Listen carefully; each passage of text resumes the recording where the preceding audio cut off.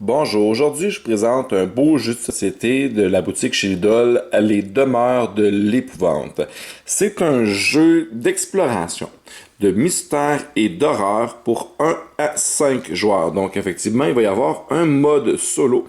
Et très important pour jouer à un de ces jeux de horreur et arcane, ça va nous prendre une application qui est disponible sur Android et iPhone.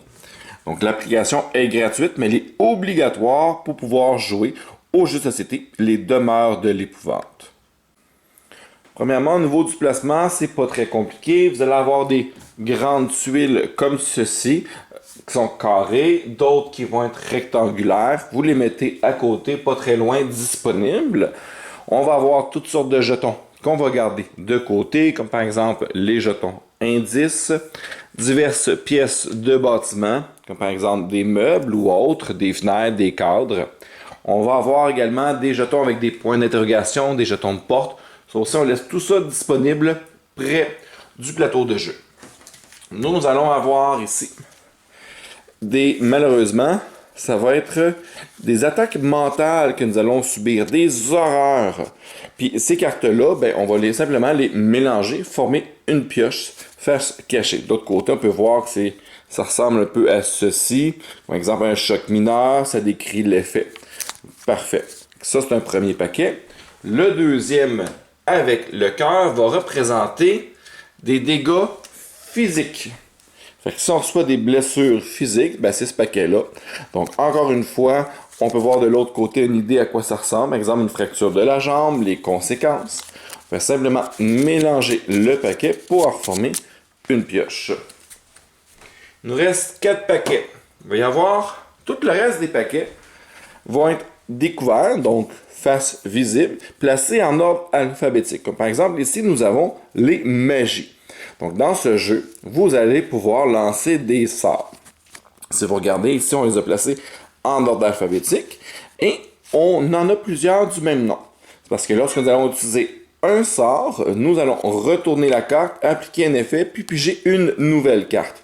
Donc, le contre-coup du sort va changer d'un tour à l'autre. Après ça, nous avons ici des états.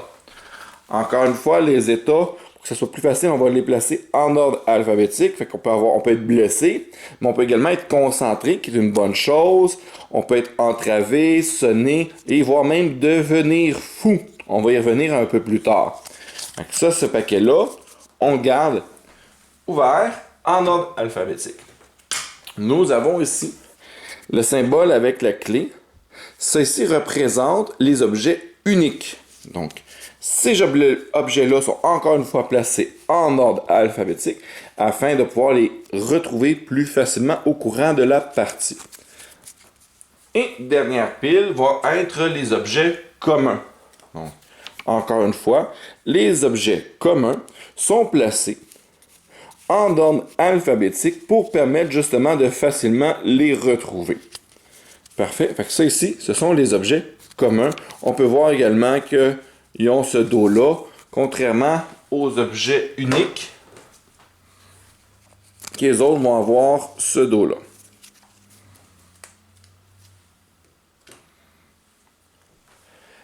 On va avoir bien sûr des dés qu'on va garder de côté et un beau gros paquet de monstres. Reste plus que chacun des joueurs se choisir un personnage dans lequel il va investiguer une enquête. Fait que selon l'application, vous allez vous choisir une enquête avec une difficulté et une durée de temps définie. Puis vous allez choisir votre personnage. Par exemple, on pourrait être Wendy, on pourrait aller choisir Agatha, on peut aller choisir Monsieur Sinclair, Monsieur Fermont. En tout cas, William, il y en a un paquet. Fait que vous choisissez Rita, le père Matteo. Choisissez, exemple, mettons qu'on est 2 joueurs. Chacun des joueurs va prendre un Rita et l'autre le père Matteo. Parfait. Les personnages non utilisés sont simplement retournés dans la boîte. On ne se casse pas la tête avec ça. Et voilà, c'est tout pour la préparation. Nous sommes donc prêts à commencer la partie. Donc, pour commencer la partie. On ouvre l'application qui est gratuite, je le rappelle. Nous allons cliquer Nouvelle partie, confirmer. On va choisir maintenant le scénario. On peut voir également ici la difficulté du scénario et la durée. Par exemple, celle-là de 60 et 90 minutes, une difficulté de 2 sur 5, donc quand même assez facile. Si par exemple, on pourrait prendre celle qui est là, difficulté de 5 et d'une durée de 120 à 180 minutes. Parfait. Quand on est prêt, nous allons choisir les investigateurs. Donc, vous allez choisir les personnages. Nous avons pris ici Rita et nous avons pris le père ici, Matteo. Et nous allons faire la distribution des biens. Donc, ça me dit premièrement que chaque investigateur commence avec un pion d'indice, puis toutes ces cartes-là. Donc, vous voyez ici le symbole, ici on voit que c'est des objets communs. On a un sort et tous ces objets communs-là. Donc, il va falloir les récupérer. Très simple. Donc, on donne chacun un pion d'indice, puis nous allons, dans le paquet commun, récupérer toutes les cartes qui sont demandées. Une fois que vous avez récupéré toutes les cartes, vous les distribuez entre les joueurs comme bon vous semble. Donc, on s'entend ensemble. On peut dire que, par exemple, le père a l'air d'être très fort pour lancer de la magie. Donc, on va lui donner les bougies, un sort, un manuel pour soigner. On peut même lui laisser également la montre qui permet de donner... vous avez le droit d'effectuer une étape d'énigme supplémentaire. C'est bon. On donne le whisky qui permet de soigner la santé mentale à Rita qui n'a pas beaucoup. Une arme parce qu'elle est forte et une loupe pour augmenter ses observations puisqu'elle est quand même déjà plus forte que le père Matteo. On peut voir également sur les cartes personnages certaines informations. Donc, en plus du nom, bien sûr, on peut voir sa résistance physique face aux attaques physiques. Donc, s'il mange un coup, à ce moment-là, on peut voir ici qu'il y a 6 de résistance physique. Advenant le coup, qui est rendu à 6 blessures, qu'elles soient cachées ou visibles, on va voir ça tantôt, il va devenir blessé. Il va discarter tous les dégâts physiques. Et s'il remonte encore une fois à 6, mais le personnage est mort. Puis il va rester un dernier tour aux autres joueurs pour finir. Sinon, c'est la fin de tous les aventuriers. Ici, le cerveau, c'est la résistance face aux horreurs. Donc, c'est votre santé mentale. Même principe. Une fois que vous êtes rendu à 8, mais dans le fond, une fois que vous avez atteint votre chiffre, vous allez devenir fou. Vous allez prendre une carte de folie qui va peut-être même changer la façon que vous allez pouvoir gagner. Va peut-être vous obliger à mettre le feu partout ou à faire toutes sortes de choses pour pouvoir remporter la partie. Et vous ne pouvez pas donner cette information-là aux autres joueurs. Si jamais votre folie remonte à 8 après avoir reçu une carte folie, donc si vous perdez à nouveau 8 points de santé mentale, bien malheureusement, votre personnage est devenu dément.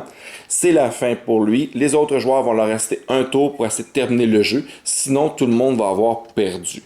Parce que, j'ai pas spécifié, mais c'est un jeu 100% coopératif. Donc, vous êtes tous ensemble contre le jeu. On peut voir également ici la force du personnage, son agilité, son observation, son savoir, son influence et sa volonté. Sachant que les chiffres vont de 2 à 5, 5 étant le plus fort et 2 étant le plus faible. On peut voir également ici qu'ils ont tous une habileté spéciale qui leur est propre. Vous avez juste à lire, c'est assez simple. Comme ici, ça dit action, donc ça va prendre une action. Un autre investigateur situé à portée devient concentré. Activer cette capacité une fois par ronde seulement, donc une fois par tour. Si on regarde Rita, on voit qu'elle est beaucoup plus résistante physiquement que mentalement. On voit également qu'elle a le droit de se déplacer d'une case supplémentaire lors de l'action de déplacement. On peut voir également qu'elle est très forte, agile, moyenne en observation et en savoir. Elle est faible en influence et a une bonne volonté. Donc ça, c'est pour Rita. Par la suite, ben c'est pas compliqué. On a fait ça, on va cliquer sur Continuer.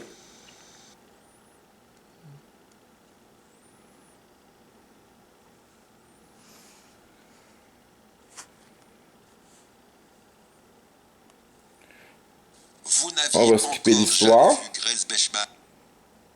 Et voilà. Une fois qu'on va avoir appuyé sur Continuer, bien, le jeu va nous dire comment faire le setup. Donc, par exemple, il nous demande d'aller chercher 7 cases et de placer 3 tableaux comme ceci. Parfait.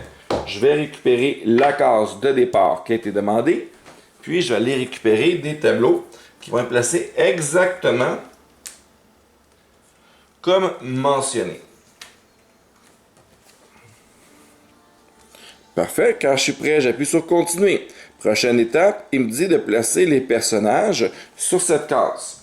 Donc, je vais aller prendre les figurines de chacun des personnages choisis et je vais aller les placer sur la case qui a été mentionnée. Clique sur continuer. Par la suite, il nous demande de mettre un personnage avec qui nous allons pouvoir interagir ici. C'est ce que nous allons faire. Il nous a demandé maintenant de mettre des pions de fouille ici. On continue. Un autre là-bas. On fait pareil.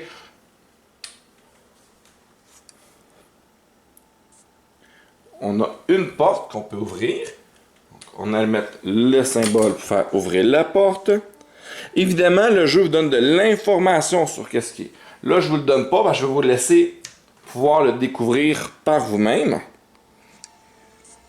Le plus possible, on voit qu'il y a une autre porte à placer en haut et une en bas. Voilà, c'est tout. Phase des investigateurs. C'est à nous à jouer.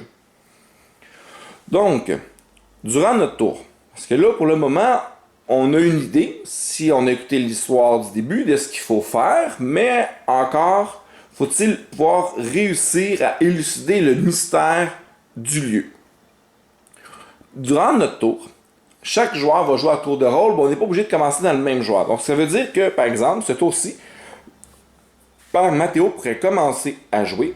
Puis l'autre tour d'après, ça pourrait être Rita qui décide de commencer, il n'y a pas de problème. Tant aussi longtemps que chaque joueur, un joueur qui commence à faire ses actions, termine ses actions avant qu'un autre joueur commence ses actions. Et nous avons le droit à 2 actions par tour. Les actions, ben c'est pas très on a quand même beaucoup de choix. Donc à l'arrière, ici, on a un petit résumé. On peut voir que lors de la phase d'investigateur, nous allons pouvoir faire les actions suivantes. Se déplacer, fouiller, explorer, interagir, attaquer, échanger, pousser, mettre le feu, dérober, barricader une porte ou éteindre un feu. Donc, le choix des actions est quand même assez vaste. On va quand même faire un petit résumé. Premièrement, au niveau du déplacement.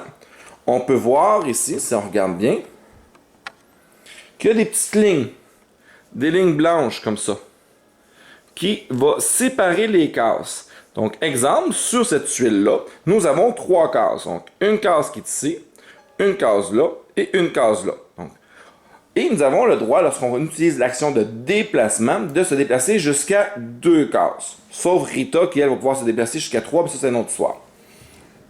Mais dans le cas présent, aller n'importe où coûterait qu'une seule case. Et le personnage peut voir tout ce qui est dans la pièce jusqu'à 3 cases. Que dans le cas présent, on peut voir toute la pièce, ce n'est pas un problème. Par la suite, le personnage, exemple, décide de se déplacer. On va utiliser notre ami le père, qui va aller ici. Puis, on peut aller faire une action de fouille, qui est la deuxième action. Pour aller fouiller ici, où est-ce qu'il y a le point d'interrogation, c'est pas très compliqué. Nous cliquons sur le point d'interrogation. Le point d'interrogation va vous donner un bref descriptif de ce qu'il y a. Donc, on voit qu'en haut de l'escalier se trouve une table d'appoint. On peut annuler. Donc, il n'est pas trop tard pour changer d'idée ou on peut fouiller. Parce qu'on pourrait décider d'aller voir. OK, mais qu'est-ce qu'il y a là-bas ici? Avoir une idée de ce qui se passe. Faire non, finalement, je pense que mon idée, j'ai gardé ma première idée, je vais aller fouiller là. Puis, parfait, je veux fouiller. Je vais cliquer sur le bouton fouille. Là, il va me demander si le tiroir est fermé à clé. Mais vous pensez pouvoir le forcer. Vous voyez l'œil qui est ici? Ça demande un test d'observation. Donc, si vous regardez votre personnage, vous regardez son observation, il est à 2. Il va donc pouvoir lancer 2 dés. Les dés comme ceci ont 3 faces. Soit que je lance le dé et ça donne absolument rien. Soit qu'il donne une étoile qui est considérée comme un succès, ou encore qu'il donne une loupe. Une loupe, c'est considéré comme rien. Sauf si vous dépensez un pion d'indice pour transformer la loupe en succès. Donc, par exemple, je lance mes dés, puis là, j'arrive comme ici, j'aurais un succès. Et si j'avais eu une loupe avec une étoile, j'aurais eu un succès à moins de dépenser un pion d'indice pour augmenter. Mais les pions d'indice sont très rares. Pour le moment, on commence la partie, on va donc rentrer un succès. Ici, si on regarde l'application, on peut rentrer plus ou moins le nombre de succès qu'on a eu. Donc, pour le moment, on n'a eu qu'un succès et nous allons confirmer. Là, ça dit après ça, vous tentez de forcer le tiroir en vain. Il reste obstinément fermé. Mais l'application a enregistré le fait que j'ai déjà une réussite. Donc, si par exemple, au total, j'en avais besoin de 2, le tour d'après, je retourne le refaire à l'action et que j'ai encore 1, bien 1 plus 1 va être rendu à 2, c'est bon, il va être déverrouillé. Je ne connais jamais le nombre à l'avance que j'ai besoin pour être capable de réussir la fouille qui est demandée. Ça, c'est pour la fouille. L'autre action qui est possible de faire, c'est d'explorer. On a des jetons rouges comme ceci, qui sont des jetons pour dire que la porte est fermée, qu'on pourrait aller ouvrir la porte pour aller voir ce qu'il y a de l'autre côté. Comme que Rita est déjà dans la case où se trouve une porte, elle pourrait déjà aller déverrouiller cette porte. Pour ce faire, on clique sur la porte. Il nous donne encore une fois un descriptif. Je peux décider de l'annuler ou je peux décider d'aller l'explorer. Parce que je peux toujours changer d'idée après avoir lu ce qui est indiqué. Parfait. Je l'ouvre et le jeu, la tablette, ou plutôt l'application, va vous dire qu'est-ce qu'on place comme place et comment on place le setup. Donc, on voit ici que la grande case, on voit également qu'il faut rajouter un mur. Donc, on va rajouter la case. On va retirer le jeton de porte.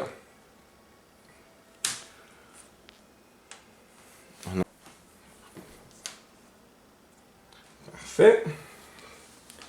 Une fois que c'est fait, on va cliquer sur Continuer. Ça nous dit ici de rajouter une carte, l'objet commun, pistolet de détresse. Donc, nous allons prendre le paquet des objets communs. Ils sont en ordre alphabétique, donc c'est facile. Nous allons trouver le pistolet de détresse. Nous allons placer la carte sur la case correspondante.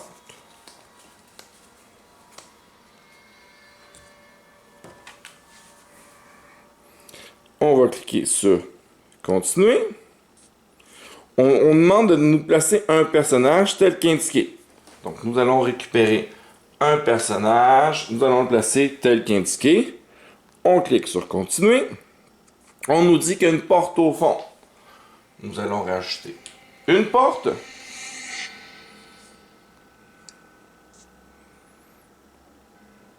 Et là, on a le droit de rentrer de une case dans la zone explorée. Fait que ça, c'est gratuit. Parfait. Je rentre à l'intérieur. Tout ça pour une action. Maintenant,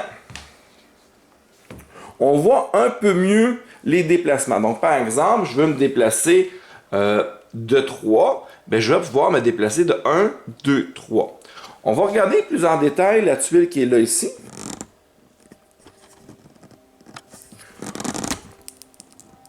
Parfait. Ici, on voit bien les lignes blanches qui montrent les cases. Donc, on a une case ici, une case là, une troisième là et une quatrième là. Par la suite, nous, on peut traverser les portes qui sont ouvertes. Donc, ici, c'est une porte qui... Pardon.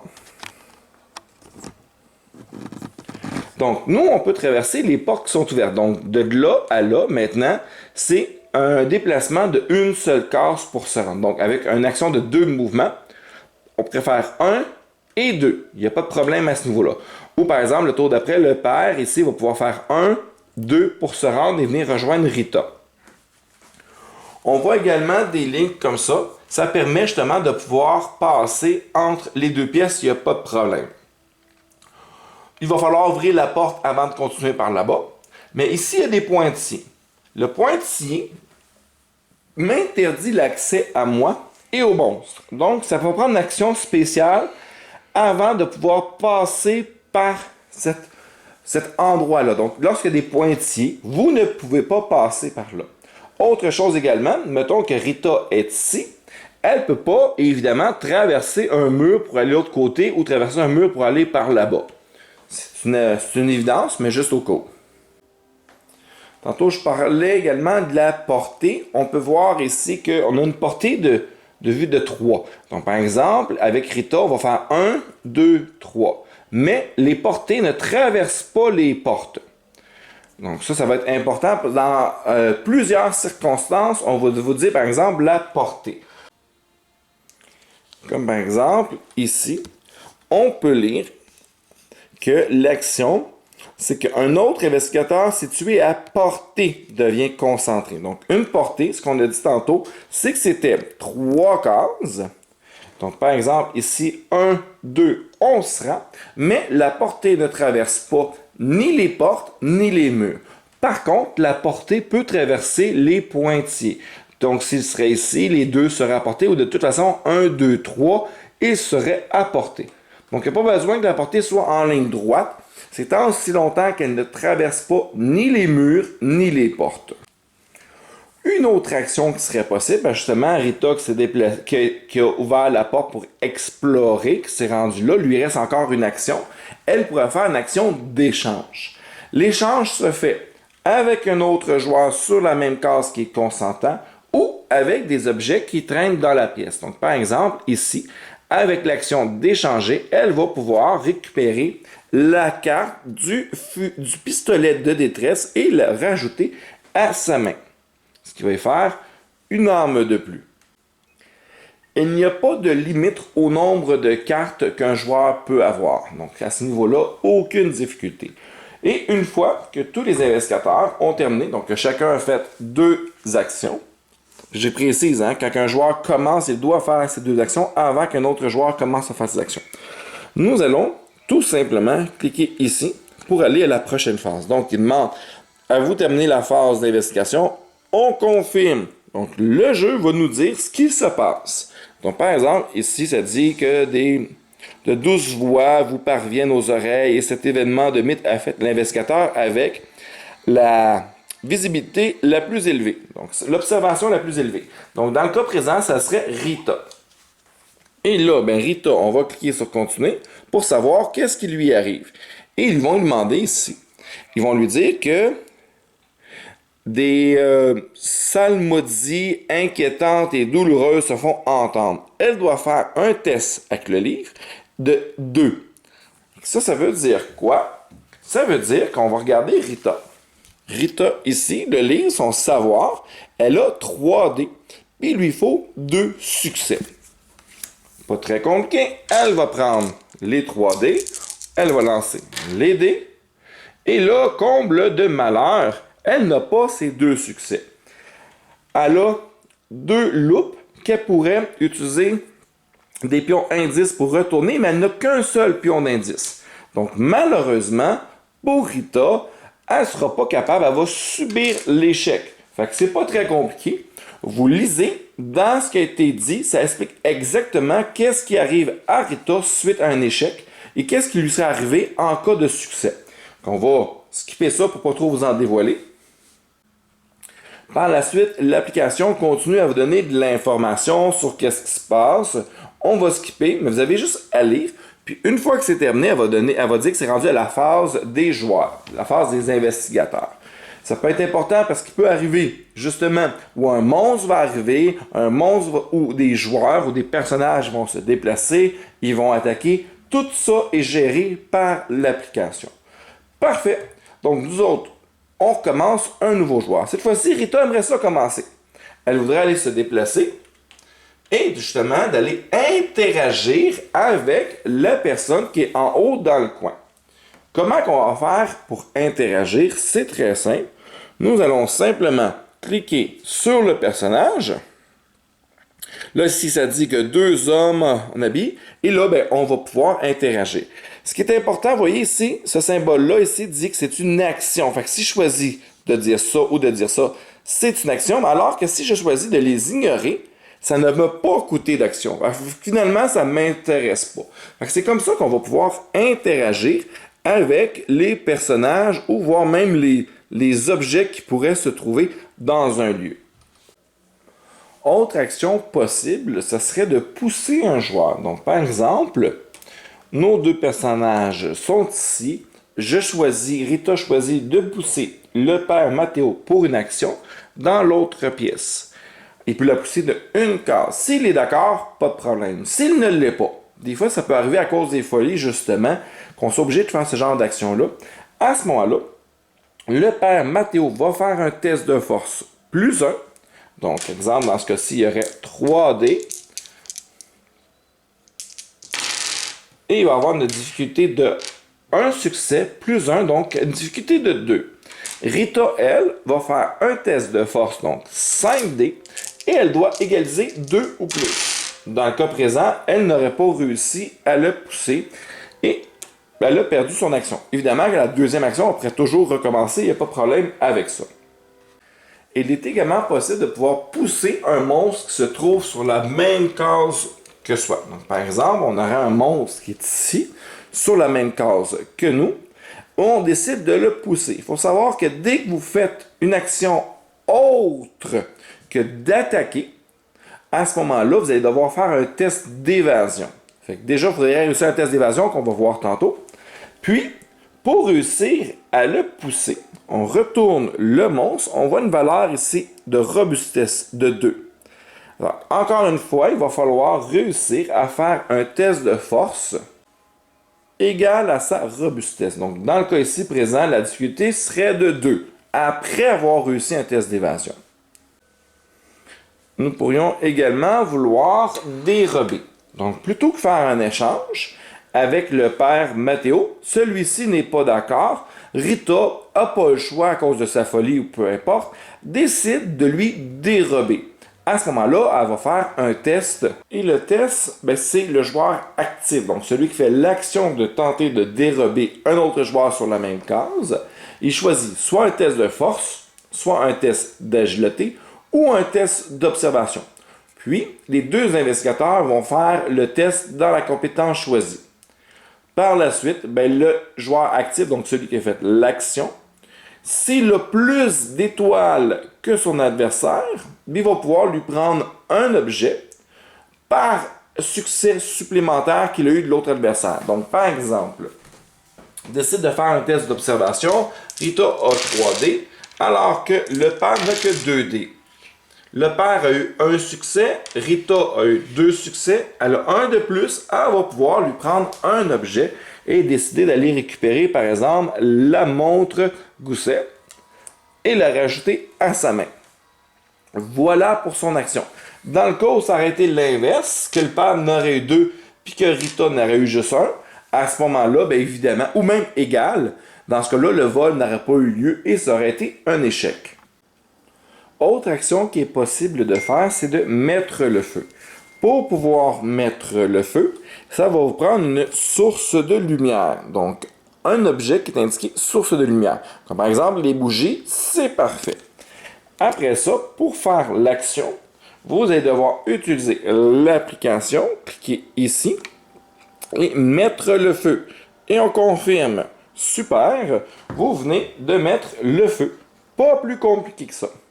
Ça va être important parce que le feu va se propager à chaque fin de tour de une case adjacente. C'est l'application qui va vous faire le rappel. Il y a des dangers avec le feu.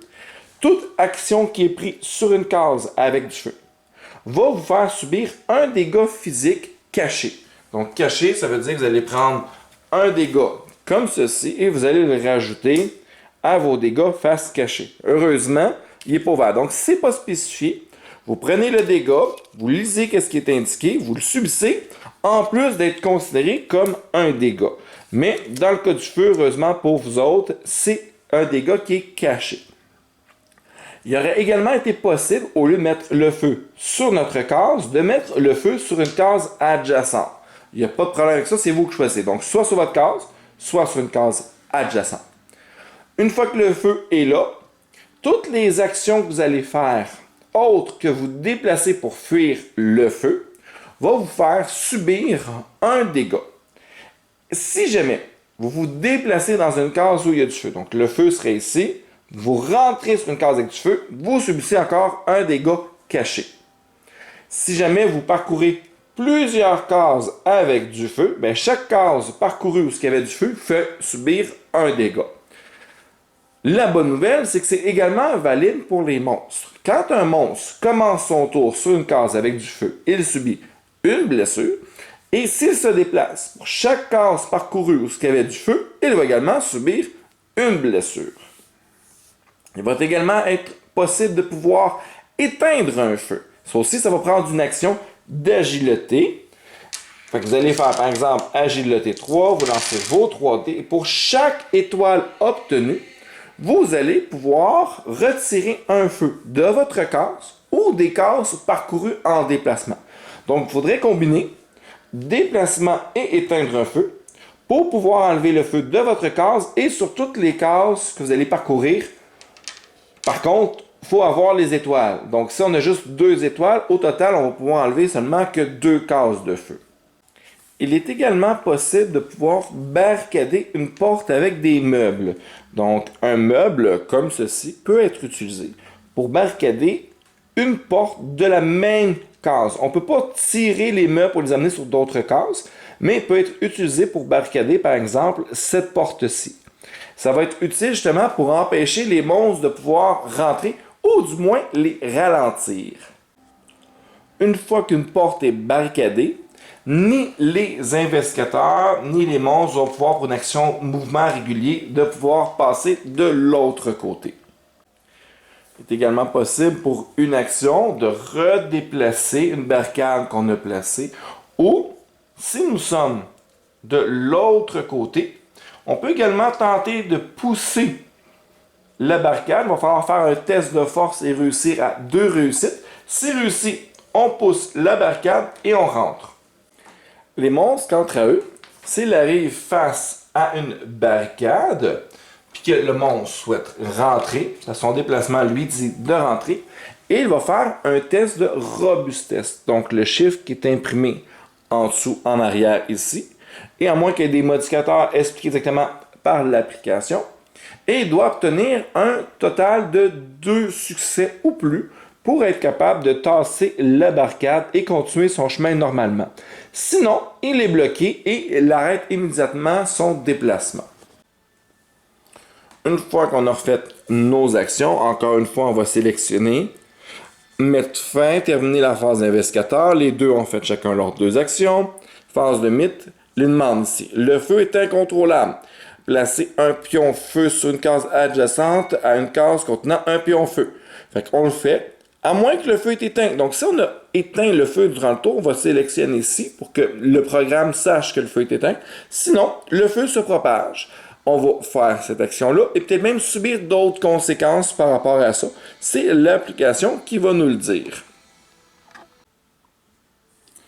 Il peut également arriver qu'une créature apparaisse. Dans le cas présent, l'application va nous dire exactement comment ça se passe. Donc, par exemple, ici, ça nous indique de générer un horaire chasse-stress comme indiqué.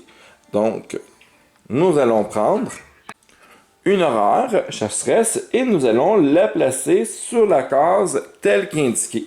Puis, on va confirmer. Là, maintenant, ici, ça dit que l'horreur se déplace de 3 cases vers l'investigateur porté, mais il est déjà avec des investigateurs. Puis après ça, il attaque ou il n'y a pas d'investigateur. Ben, il va attaquer. Le monstre attaque.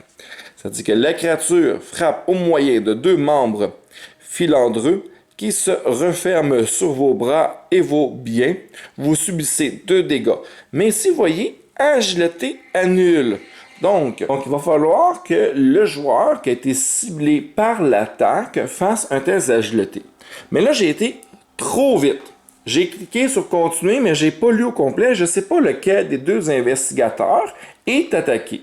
C'est pas grave parce que ici, on peut toujours aller voir le journal. Ça va nous indiquer justement les dernières choses qui ont été mentionnées.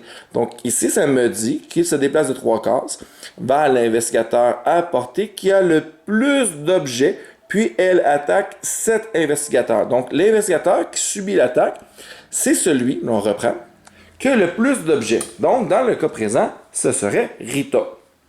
Rita va donc devoir faire un test d'agilité, lancer C4D. Elle a un succès et une loupe. Elle subissait 2 dégâts. Elle peut décider de manger, justement, elle va prendre un dégât pour garder son indice et en subir le deuxième, parce qu'il y en a un des deux qui a été annulé par son succès. Donc, elle va prendre une carte de dégâts. C'est pas indiqué qui est caché, alors à ce moment, il faut qu'elle le lise. Donc, ici, nous avons une lésion mineure. On est chanceux. On résout immédiatement, pas d'effet supplémentaire. On retourne la carte face cachée. Donc, on est rendu à 3 dégâts. Puis, pour chaque dégât que vous avez subi, vous lâchez un objet au hasard. On confirme. Nous allons donc mélanger tous nos objets. Puis nous allons en échapper un. Parfait. Donc, nous avons échappé la montre. Lorsque c'est échappé, elle retourne sur la case. Donc, avec une action d'échange, il va être possible de pouvoir la récupérer. Alors que si ça avait été indiqué de défausser, elle serait retournée avec les objets disponibles. Puis, comme c'est pas tout, après l'attaque des monstres, qu'ils aient attaqué ou pas, chaque investigateur doit résoudre un test d'horreur contre le monstre situé à portée ayant la valeur d'horreur la plus élevée. Une fois que tous les états d'erreur résolus, appuyez sur le bouton fin pour continuer. Donc, comment ça se passe? Là, c'est facile, on a ici 2 monstres. Lui n'est pas à portée. Même s'il n'y aurait pas la barricade, ne serait pas à portée puisque la portée ne traverse pas les portes. Par la suite, si, mettons exemple, il avait été là, bien là, à ce moment-là, il y a une portée de 3. Les joueurs voient les 2 monstres. Nous allons donc regarder par la suite la valeur d'horreur des monstres qui sont présents. Donc, par exemple, ici, on peut voir qu'il y a une valeur ici de 6. Ça, c'est sa vigilance. Donc, on a la vigilance 5, sa valeur d'horreur de 6, et de l'autre côté, sa robustesse de 3. Donc, on a un 6, et lui ici, c'est 3. Donc, le joueur va subir celui de l'horreur chasseresse. Donc, comment ça fonctionne? C'est très simple. Nous allons cliquer sur le monstre, ici. Nous allons sélectionner le monstre et résoudre un test d'horreur. On confirme. On commence avec Rita. Et là, ça dit ce que Rita va subir. Bien souvent, il va y avoir des tests à faire, comme là, c'est des tests de volonté. On continue. Après ça, c'est le tour au père. Le père Mathéo également, il subit une horreur d'un seul monstre. Même s'il y a plusieurs monstres à porter, celui qui est le plus, encore une fois, c'est l'horreur chasseresse. Il va sélectionner l'horreur chasseresse. Il va confirmer qu'il subit un test. Il lit les indications. Il suit le tout. Et voilà. Une fois que tous les joueurs ont fait leur test d'horreur ou que le reste des joueurs ne sont pas à portée, on clique ici pour terminer la phase de mythe et passer au tour des joueurs. Maintenant que les joueurs ont un monstre, ils vont pouvoir faire la dernière action qui est d'attaquer le monstre. Pour attaquer un monstre, il va falloir sélectionner ici les monstres, sélectionner le monstre qu'on veut attaquer, donc ici. Et là, ici, on a 2 choix. Premièrement, l'information qu'on a, on voit qu'il y a 12 de vie, les dégâts qu'il a subis. Est-ce qu'on veut l'attaquer ou est-ce qu'on va faire un test d'évasion? Chaque fois qu'on veut quitter la case en se déplaçant pour faire un test d'évasion, chaque fois qu'on fait une action autre qu'attaquer alors qu'on est sur la même case qu'un monstre, il va falloir faire un test d'évasion. S'il y a plusieurs monstres, c'est celui qui a la vigilance la plus élevée avec qui on va devoir faire un test d'évasion. Le test d'évasion, c'est très simple. Vous cliquez dessus et là, ça confirme que vous voulez faire un test d'évasion, oui. Puis vous subissez ce qui est indiqué, vous faites les tests qui est demandé tout simplement. Si vous voulez l'attaquer, vous cliquez sur le bouton Attaque. Et là, vous avez une série.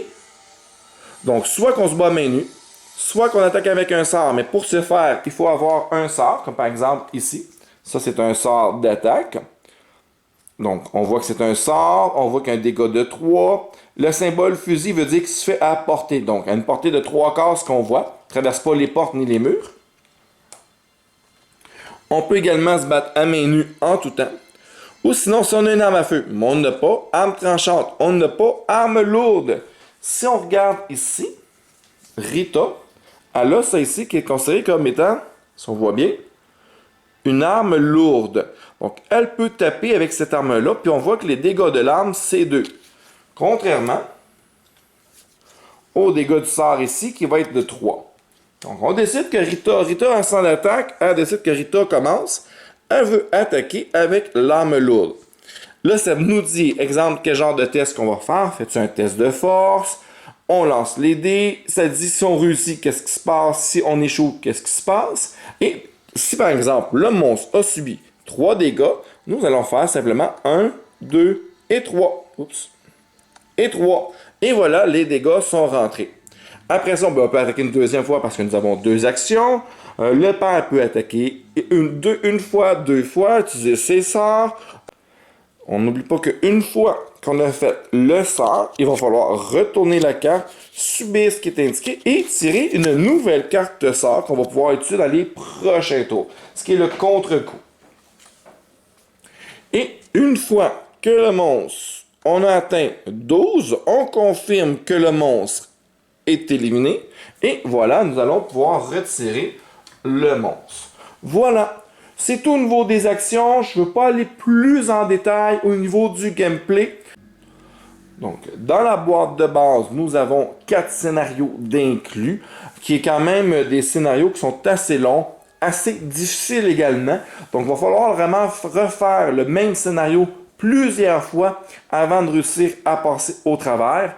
Autre chose qui est intéressant, c'est que le même scénario existe comme plusieurs petites versions qui diffèrent. Donc, même en recommençant le même scénario, le setup peut changer un peu, le placement, l'interaction avec les monstres et tout peut changer d'une partie à l'autre. Ce qui quand même rajoute de la rejouabilité.